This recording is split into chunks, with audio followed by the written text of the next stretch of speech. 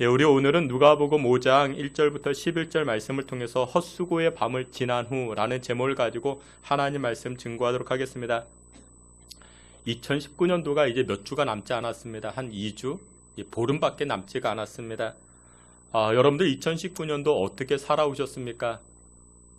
이제 한 보름밖에 남지 않았는데, 여러분들 이 마무리하는 이 시즌에 모든 일들이 하나님의 은혜 가운데 잘 마무리되어지는 여러분들의 가정, 여러분들의 사업장, 여러분들의 인생 되시기를 주의 이름으로 축원합니다.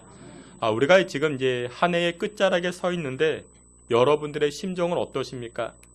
만감이 교차할 것입니다. 올 한 해 내가 어떻게 지내왔나?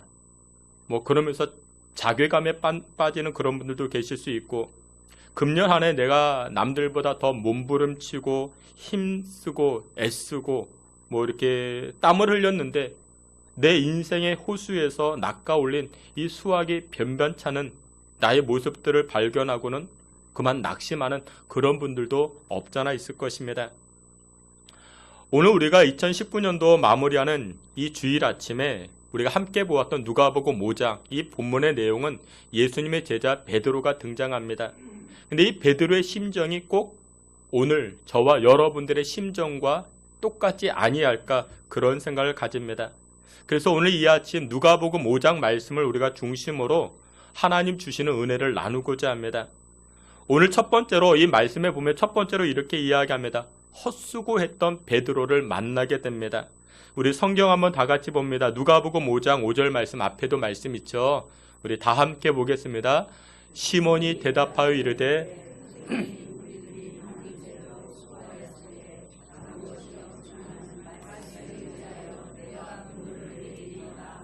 아멘. 누가복음 5장에는 등장인물 두 사람이 등장합니다. 베드로 그리고 예수님.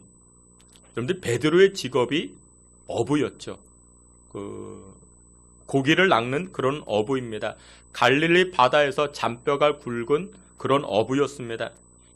예수님의 직업은 목수였습니다. 그러니까 아버지가 목수였고 공생애를 시작하기 전까지, 그러니까 30살 이전까지 예수님은 목수 일을 하셨습니다. 근데 여러분들 보세요. 이 베드로가 어부였는데 밤새도록 그물질을 했습니다. 근데 잡은 것이 하나도 없다. 그렇게 5절에 이야기합니다. 여러분들 생각해 보시길 바랍니다. 2000년 전 팔레스타인 대부분 어린 아이들은 그 직업이 결정될 때 아주 어렸을 때부터 그 직업이 결정되어집니다. 이 아이가 공부에 좀 이렇게 두각을 가지고 있다 그러면 집안의 재력과 또한 관심이 있어가지고 문과 이과로 그렇게 나눠지게 됩니다. 그렇지 않았을 때는 대부분의 어린 아이들은 산업 전선에 뛰어들게 됩니다. 그리고는 10대 초반에 거의 그 직업이 선택이 되어집니다. 결정이 되어집니다. 그러니까 아버지의 직업을 물려받아서 나도 그 직업을 선택하는 경우가 참 많이 있었습니다.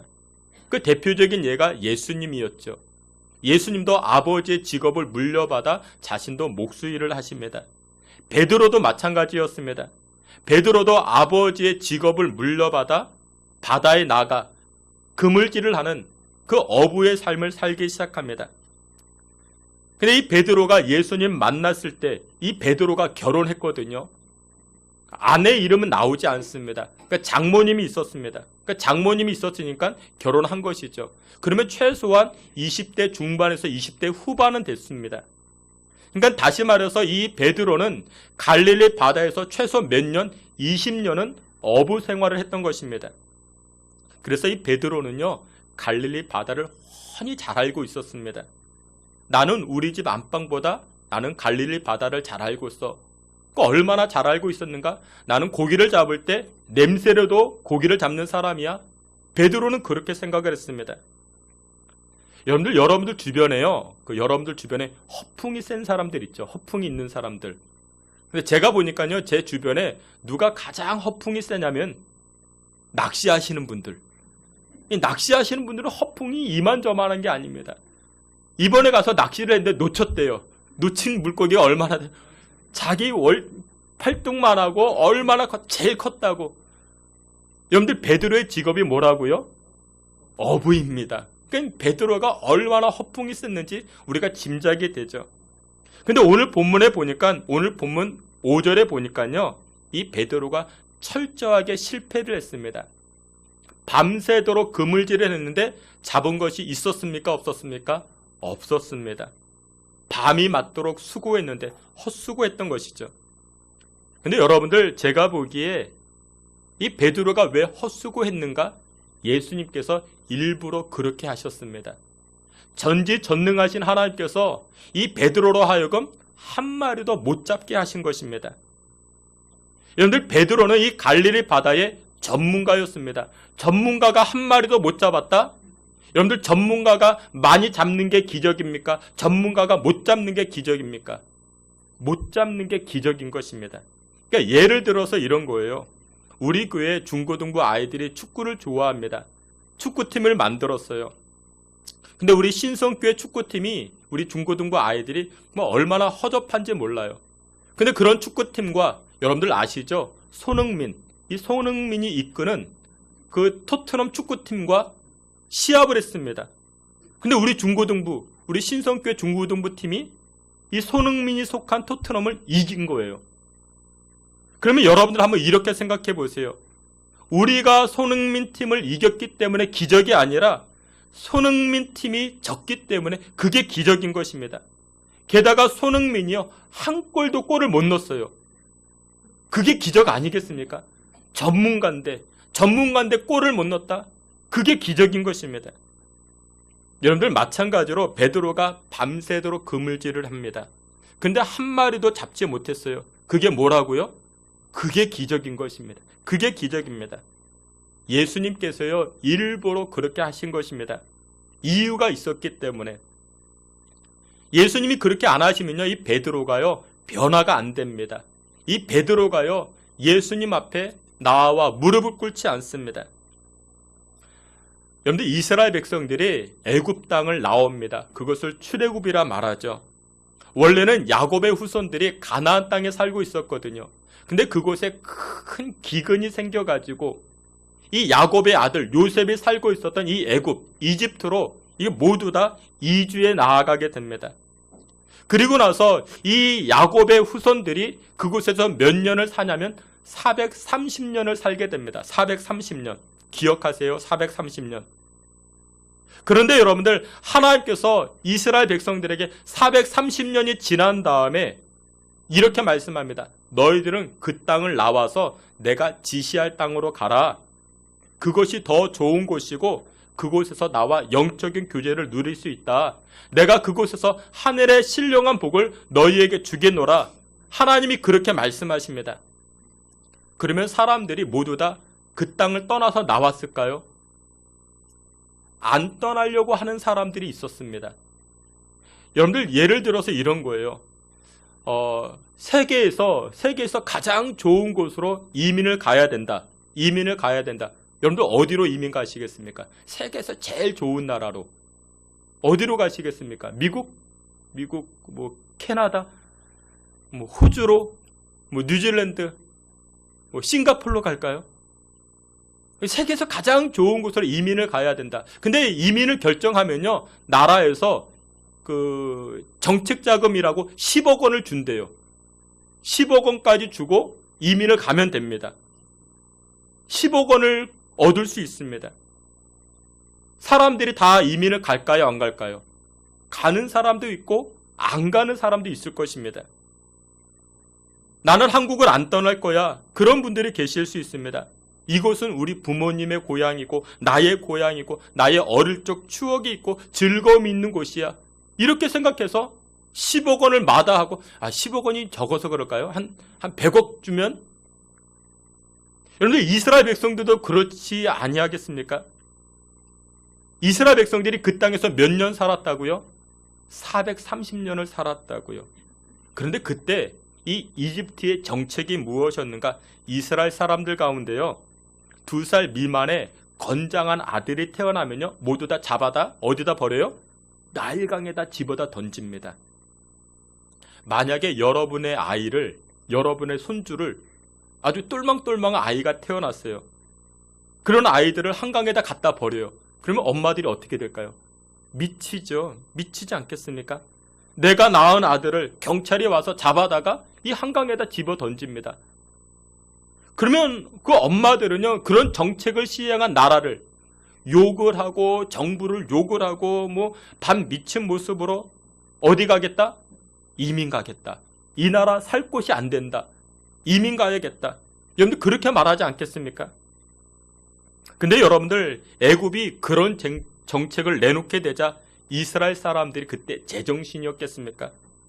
야, 다른 곳이 지옥이 아니야. 여기가 지옥이야. 나 여기 떠날래. 그런 마음이 생기기 시작한 것입니다. 그래서 여러분들 이와 같은 바로의 학정 때문에 이스라엘 백성들이 그 땅에 들어간 지 몇 년이요? 아까 우리 얘기했죠. 430년 만에 한 사람의 반대도 없이 그 땅을 다 나오게 됩니다. 한 사람의 반대도 없이. 여러분들 그게 쉽지가 않아요. 그게 쉽지가 않습니다. 아무리 뛰어난 지도자가요, 아무리 좋은 정책을 내놓아도요, 100% 찬성은 없습니다. 100%가 없어요.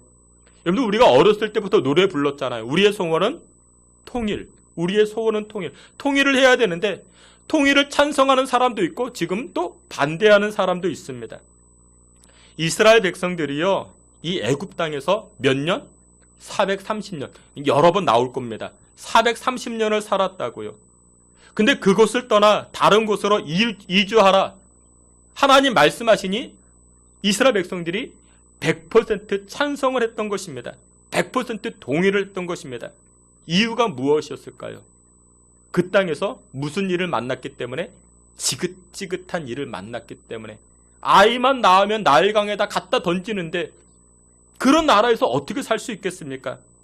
나의 살던 고향은 꽃피는 산골. 아무리 노래를 불러도 400년이 살았으면 그곳이 고향이죠. 그렇죠?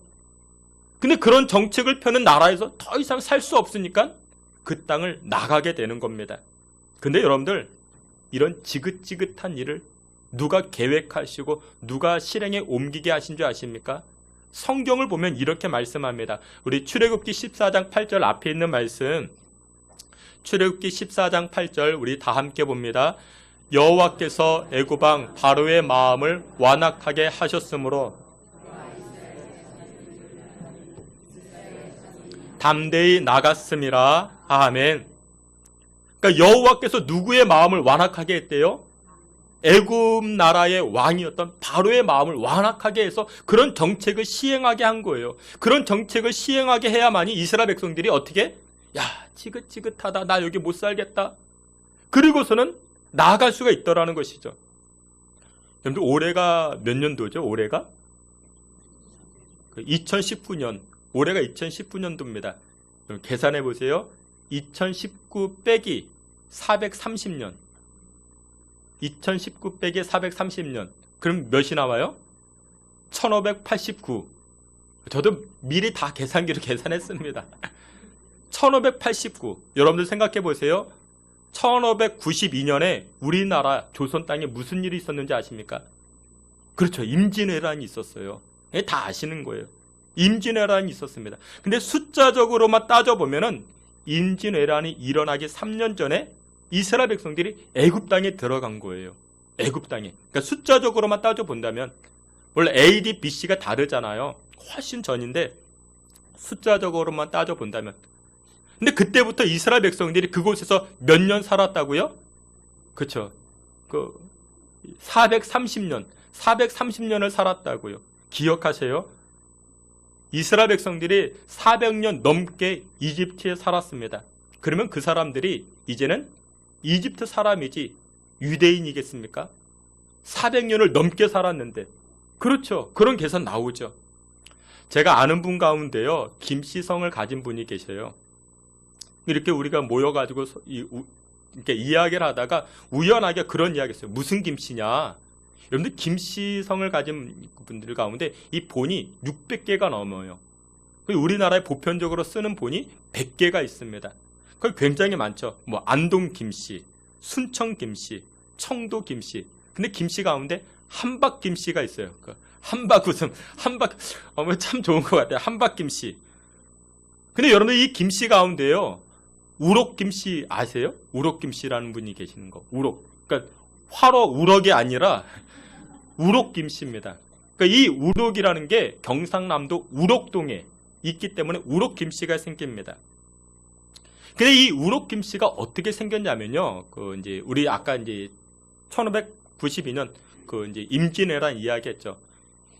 그 외세가 우리나라 침략할 때, 이 조선 땅을 침략할 때 그 선봉장으로 왔던 여러분들 가등청정이라는 분,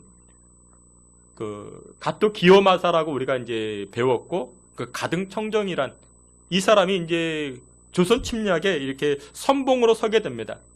근데 이 사람에게 우선봉장이 있었고 좌선봉장이 있었습니다.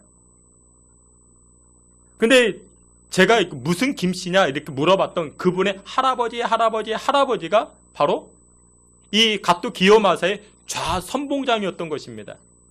근데 이 좌선봉장에게 군사가 3,000명이 있었는데, 이 좌선봉장 된 이분에게 3,000명의 군사가 있었는데, 이 3,000명을 데리고 임진왜란 때 이분이 우리나라에 귀화를 합니다. 우리나라에 귀화를 해요. 왜 그랬는가? 우리나라의 예와 문물과 풍속이 아름답게 여겨져 가지고 이분이 자신에게 할당된 그 3,000명의 군사들을 데리고 귀화를 결심합니다. 여러분들 역사 시간에 이걸 안 배웠죠. 우리가 이런 거 잘 안 배우는 것 같아요. 그러니까 나중에 이분이요, 이 경상도 의병과 이 마음이 하나가 되어가지고 외병을 또 물리쳐요. 외병을 또 물리치는데 아주 혁혁한 공을 세웁니다. 그래서 이분이 이 조선 땅에서 무관 3품까지 그 벼슬을 가지게 됩니다. 그래서 선조 임금이요, 이분이 원래 이름이 사약한데 그 이름을 바꿔줍니다. 김충선으로 바꿔줍니다. 김충선. 근데 그 김씨가 무슨 김씨라고요? 우럭 김씨. 우럭 김씨입니다. 왜 그러냐면 경상남도 이 우럭동에 그 3,000여 명의 그 군사들이 밀집해서 살고 있었기 때문에 우럭 김씨라고 이야기합니다. 이 3,000여 명의 사람들이 언제 들어왔다고요? 임진왜란 때 1590년 그때입니다. 그때부터 지금 몇 년이 흘렀어요? 400여 년이 흘렀습니다. 지금까지. 그 후손들이 400여 년 동안 이 땅에서 살고 있습니다. 제가 그분을 만났더니 그분은 완전히 토종 한국 사람이에요. 여러분, 우리는 알잖아요. 서양 사람들은 몰라도 저 사람은 베트남 사람, 저 사람은 필리핀 사람, 중국 사람, 일본 사람, 우리가 거의 좀 구분이 되잖아요. 제가 그분을 봤는데 전혀 몰랐습니다. 저는 그냥 토종 한국인인 줄 알았어요. 말도 얼마나 한국말 잘하는지 모릅니다. 또 뿐만 아니라 욕도 얼마나 찰지게 잘하는지 몰라요. 완전 토종 한국 사람이었습니다. 오늘 430년이라는 숫자가 그런 숫자입니다. 완전히 동화되는 시간이고요. 완전히 하나가 되는 시간이 430년입니다. 근데 이스라엘 백성이요, 이 이집트에 들어가서, 애굽에 들어가서 몇 년 살았다고요? 430년. 그러면 이스라엘 사람이 유대인이겠습니까? 이집트 사람이겠습니까? 이집트 사람 돼가는 거죠. 그 땅을 떠나라고 하면은 이 사람들이 떠날까요? 안 떠날까요? 안 떠나겠죠. 이것이 나의 고향이라 생각하기 때문에.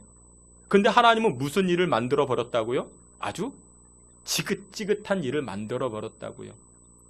아이가 나면은 이 아이를 나일강에다 집어 던지니까, 야, 나 못 살겠다. 지긋지긋하다. 나 이 나라 떠날란다. 그런 마음이 생긴 것입니다. 오늘 본문으로 다시금 돌아가 볼게요. 누가복음 5장 말씀으로 돌아가 보면요, 이 베드로는요, 거친 성격을 가지고 있는 사람입니다. 허풍이 셌던 사람이에요. 자기를 얼마나 자신했는지 모릅니다. 그런 베드로가 예수님께 쉽사리 나올 수 있겠습니까? 베드로는 자아가 굉장히 강했다고요. 웬만해서는 변화되지 않는다고요. 그와 같은 베드로가 오늘 본문 8절에 보니까 자기가 엎드려서 예수님 앞에 내가 죄인이라 고백을 합니다. 이유가 무엇이었을까요? 전날 기적을 체험했죠. 한 마리도 잡지 못한, 내가 그래도 갈릴리 바다의 전문가인데 한 마리도 잡지 못한 그 기적을 체험했기 때문에, 헛수고했기 때문에. 주님께서 사랑하시는 성도 여러분들 2019년도 남보다 열심히 살아오셨죠. 밤새 일하셨죠. 야근도 하시고 놀지도 않고 일에 매달려 살아왔는데, 근데 여러분들 베드로와 같이 열매가 없으십니까? 그러면 그때 한번 돌이켜 보세요. 하나님이 나에게 실패를 주셨는가? 하나님이 나에게 헛수고를 주셨는가? 주께서 사랑하시는 귀한 성도 여러분들, 실패를 실패로 끝나지 않고 실패를 통해서도, 헛수고를 통해서 하나님의 손길을 체험하고 하나님의 계획을 체험할 수 있는 저와 여러분들이 다 되시기를 주의 이름으로 축원합니다. 두 번째로, 그러면 이 헛수고가 그저 헛수고로 끝나지 않기 위해서는 어떻게 해야 되는가? 두 번째 이렇게 말씀합니다. 우리 오늘 예수님을 초청하라 그렇게 말씀합니다. 우리 3절 말씀, 우리 앞에 있는 말씀 누가복음 5장 3절 함께 봅니다. 예수께서 한 배에 오르시니 그 배는 시몬의 배라. 육지에서 조금 떼기를 청하시고 앉으사 배에서 무리를 가르치시더라. 아멘. 오늘 본문에 보면요, 2절 말씀에 보면 이 갈릴리 호숫가 바닷가에는 두 척의 배가 있었습니다. 하나는 야고보, 요한 이 형제들의 배였고, 또 하나는 이 시몬 베드로의 배였습니다. 아마도 예수님은 그날 아침 호숫가에 모인 무리를 대상으로 하나님의 나라, 이 복음에 관해서 설교하셨던 것 같습니다. 근데 지금 문제가 무엇이냐? 강단이 없는 겁니다. 그래서 예수님이 이 베드로에게 이렇게 요청합니다. 야, 시몬아, 내가 지금 설교해야 되는데 강단으로 삶을 만한 것이 없어. 너의 배가 딱 좋을 것 같다. 너의 배에 올라가서 내가 이 무리들을 향해서 설교하고 싶은데 너의 배를 나에게 좀 이렇게 잠깐 빌려줄 수 있겠니? 그렇게 요청하게 된 겁니다. 그러자 이 베드로가 어떻게 합니까? 예수님의 요청에 기꺼이 아멘합니다. 자신의 배를 사용할 수 있도록 기꺼이 내어드립니다. 그래서 3절 시작에 보면은 예수님께서 한 배에 오르시니, 이 배가 바로 시몬의 배였던 것입니다. 여러분, 우리가 복음서를 읽다 보면요, 그 흥미로운 사실들을 몇 가지 발견하게 되는데, 그게 무엇이냐? 예수님께서요, 제자들에게 이렇게 말씀하세요. 무엇인가를 요구할 때 꼭 예수님의 소유인 것처럼 그렇게 말씀하실 때가 있습니다. 한 번은 이런 일이 있었습니다. 종려 주일 때 예수님께서 예루살렘 그곳을 들어가려고 하는데 나귀를 타고 들어가려고 하셨습니다. 근데 나귀가 없잖아요. 예수님이 제자에게 이렇게 말씀합니다. 야, 제자야, 너 마을에 가봐라. 마을에 가면은 이 두 번째, 세 번째 전봇대 지나면은 묶여있는 나귀 한 마리가 있을 거야. 그거 풀러서 가져와라. 그랬더니 제자들이 뭐라고 이야기해요? 아니, 예수님 것도 아닌데 그렇게 가져오다가 주인이 뭐라고 하면 어떻게 합니까? 아, 그러면 이렇게 이야기해. 누가 무슨 말을 하거든 주가 쓰시겠다 하라. 꼭 예수님 것처럼 그렇게 말씀하십니다. 여러분들, 예수님이 우리 인생에 무엇이 되십니까? 여러분들의 인생에 무엇이 되십니까? 주님, 우리는 그렇게 고백을 합니다. 주님. 여러분들, 이 주님이라는 말이 우리가 잘 알고 있죠. 줄임말이에요. 그렇죠? 무슨 줄임말이에요? 주인님. 여러분들 한번 저를 한번 따라해 보시길 바랍니다. 주님, 주인님. 여러분들, 예수님을 여러분들의 인생의 주인님 그렇게 고백하십니까? 여러분들의 인생에 예수님이 정말 주인이십니까? 베드로 역시도 8절 말씀에 보면 이렇게 이야기해요. 우리 앞에 있는 8절 말씀, 8절 다 함께 봅니다. 시몬 베드로가 이를 보고 예수의 무릎 아래에 엎드려 이르되 주여 나를 떠나소서 나는 죄인이로소이다 하니 아멘. 주여, 주인님. 그래서 이 베드로는 자신의 배를 예수님에게 어떻게 해요? 내어 드리는 겁니다. 여러분들, 예수님은 우리의 주인이십니다. 그 예수님은 모르는 게 없어요. 우리의 앉고 일어선도 아시고요. 마태복음 10장 보면요, 마태복음 10장 30절에 이렇게 말씀해요. 우리의 모든 머리털까지도 다 세고 계신대요. 여러분들의 머리털이 몇 개인지 아십니까? 우리 사람에게 한 2만 개의 머리털이 있다. 그럼 우리 머리털이 빠졌어요. 머리털이 빠지면 앞머리가 좀 빠졌네? 옆머리가 빠졌네? 뭐 뒷머리가 빠졌네? 우리는 그렇게 생각하잖아요. 근데 성경은 그렇게 이야기하지 않습니다. 성경 가운데 킴 제임스 버전이 있는데 여기에서는 이렇게 이야기해요. hairs numbered라고 이야기합니다. 그러니까 하나님께서는 우리 머리털을 세고 계시는데 이 머리털마다 숫자를 다 기입해 두셨어요. 아, 나는 지금 앞머리가 빠졌네, 옆머리가 빠졌네, 그렇게 생각하지만 하나님은 그게 아니래요. 너 오늘 머리털 5개가 빠졌지? 125번이 빠졌고 238번이 빠졌어. 420번이 빠졌고 1003번이 빠졌어. 여러분들, 하나님은요, 예수님은요, 우리 머리털까지 다 세고 계십니다. 그분이 우리의 주인 되시고 우리의 선한 목자이신 줄 믿으시길 주의 이름으로 축원합니다.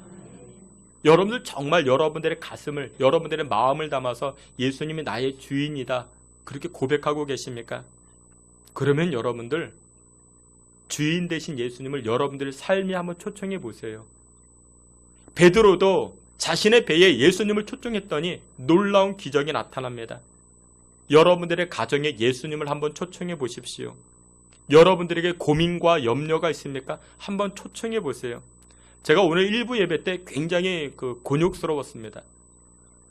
제가 감기가, 이 코감기가 한 2주, 3주 거의 가까이 가는 것 같아요. 감기가 나는데, 재채기가 나는데, 재채기가요, 보통 2번 하면 끝나잖아요. 6번 연달아 계속 나옵니다. 제가 1부 예배 때 그걸 참으려고 얼마나 노력을 했는데, 2부 예배 때 또 그러면 안 되잖아요. 제가 이 강단에 앉아가지고, 제가 또 그렇게 기도했어요. 예수님을 저의 교회에 초청을 합니다. 콧물 나지 않게 해달라고. 재채기가 나지 않게 해달라고. 재채기가 안 나는 거예요. 여러분들의 인생에 예수님을 초청해 보세요. 그러면 기적이 나타납니다. 역사가 나타납니다. 주께서 사랑하시는 귀한 성도 여러분들, 헛수고의 삶이 되지 않기 위해서는 여러분들의 인생에 예수님을 초청하며 살아가는 저와 여러분들이 다 되시기를 주의 이름으로 축원합니다. 마지막 3번째로, 헛수고의 밤을 지냈던 이 베드로가 어떻게 하는가? 마지막으로 예수님 말씀에 순종하게 됩니다. 우리 앞에 있는 5절 말씀, 누가복음 5장 5절, 우리 다 함께 보겠습니다. 시몬이 대답하여 이르되, 선생님, 우리들이 밤이 새도록 수고하였으되 잡은 것이 없지만은 말씀에 의지하여 내가 그물을 내리리이다 하고. 아멘. 그런데 우리가 하나님 말씀에 순종하지 아니했기 때문에 헛수고의 인생을 살아가는 경우가 얼마나 많이 있는지 모릅니다. 여러분은 무엇 의지하며 사십니까? 여러분들 경험 의지하죠. 엄마들은 자신의 경험 의지해서 자녀들을 교육시킵니다. 야, 너 그러면 안 돼, 저러면 안 돼. 그러니까 자신의 경험을 우리가 참 많이 의지해요. 또 여러분들 무엇에 의지합니까? 베드로와 같이 자기 실력 의지합니다. 내가 이 부분의 전문가인데 자기 실력 의지해요. 또 여러분들은 무엇 의지하십니까? 인맥 의지합니다. 내가 사람 얼마나 많이 알고 있는데 인맥을 의지합니다. 근데 오늘 베드로는 어떻게 합니까? 말씀에 의지하여, 예수님 말씀 의지하여. 여러분들, 2020년 우리가 아무리 땀 흘리고 헛수고 열매 없는 인생이 돼서는 아니 됩니다. 열매를 거두는 인생이 되기 위해서는 하나님 말씀 의지하셔야 됩니다. 경험 의지하지 마시고요, 인맥 의지하지 마시고, 자신이 가지고 있는 실력 의지하지 마시고. 오늘 성경에 보니까 이 베드로가 예수님 말씀 의지하여 깊은 데로 가서 그물을 내리라, 이 말씀 의지하여 그물을 내렸더니 어떤 일이 벌어집니까? 그물이 찢어질 정도로 많은 열매를 거두기 시작합니다. 여러분, 2020년도 여러분들의 사업장이, 여러분들의 통장이 찢어질 정도로, 여러분들의 경제적인 상황이 넘치도록 그런 풍성한 역사가 여러분들에게 나타나시기를 주의 이름으로 축원합니다. 그런 역사가 나타나기 위해서는 말씀 의지하는 겁니다. 하나님 말씀 의지하셔야 됩니다. 여러분들 12월 31일에는 송구영신 예배를 드려요.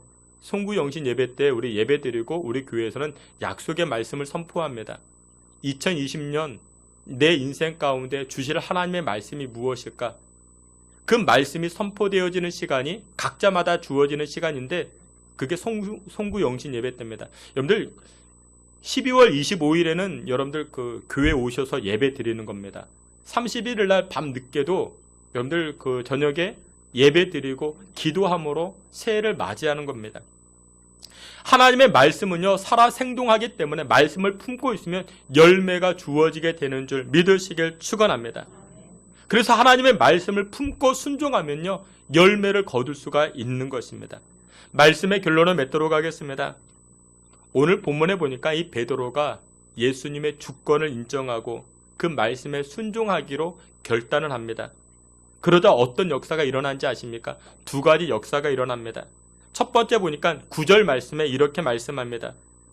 자신에게 넘쳐나는 이 물고기로 말미암아 이웃들과 그 은혜를 나눈, 그 축복을 나누는 역사가 일어납니다. 여러분들 우리 누가복음 5장 9절 여러분들 성경 우리 9절 다 함께 봅니다. 이는 자기 및 자기와 함께 있는 아멘. 베드로만 놀랐습니까? 아니죠. 주변 사람들도 함께 놀란 것입니다. 베드로만 은혜 받은 겁니까? 베드로만 넉넉해진 겁니까? 아닙니다. 주변 사람들도 넉넉해진 것입니다. 2020년도에는 여러분 때문에 여러분들의 이웃이 그 복을 받아 누리시기를 주의 이름으로 축원합니다. 그리고 마지막 두 번째는 이거예요. 이 베드로가요, 고기만 낚는 그런 사람에서 이제는 무엇을 낚는 사람으로? 사람을 낚는 그런 사람으로 변화가 됩니다. 우리 10절 말씀, 여러분들 성경 10절 다 함께 보겠습니다. 세베대의 아들로서 시몬의 동업자인 야고보와 요한도 놀랐음이라.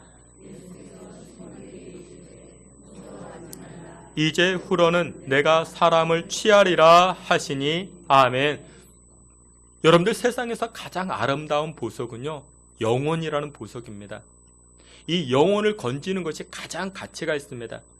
베드로는요, 지금까지 갈릴리 바다에서 건져 올린 물고기로요, 아파트 사고, 자동차 사고, 아이들 교육시키고, 그게 최고인 줄 알았습니다. 근데 이 베드로가 인생이 달라집니다. 물고기 건지는 인생이 최고였지, 그게 아니다. 나를 축복하신 그 하나님을 전하고 내 주변 사람들을 예수님께로, 교회로 인도하는 그 인생이 가장 복된 인생이라 그 진리를 깨닫기 시작합니다. 주님께서 사랑하시는 성도 여러분들, 2020년도에는 여러분 때문에 여러분들의 가족들이 교회로 발걸음이 옮겨지고 여러분들의 주변 사람들이 우리를 풍성케 하시는 하나님께로 나아오시는 여러분들이 선한 도구로 쓰임받아 나아가시기를 주의 이름으로 축원합니다. 2020년도 헛수고하는 삶을 살아서는 아니 됩니다. 여러분들 모두가 하나님, 예수님을 초청하시고 말씀에 순종하여 풍성케 되는 그물이 찢어질 정도로 많은 은혜를 누리며 살아가시는 저와 여러분들이 다 되시기를 주의 이름으로 축원합니다. 아멘. 하나님 아버지, 은혜와 사랑을 감사합니다. 성탄 시즌을 맞이하여 주의 사랑을 깊이 체험하고 또 이 성탄 시즌을 통하여 더욱더 예수 그리스도를 우리 인생에 초청하고자 하는 주의 성도들 축복하여 주시고, 그로 말미암아 우리 인생이, 우리의 삶이 넉넉하고 풍요로워 우리 이웃들을 그리스도께로 인도하는 선한 도구들로 쓰임받는 우리 모두가 되게 하여 주시옵소서. 예수 그리스도의 이름으로 기도하옵나이다. 아멘.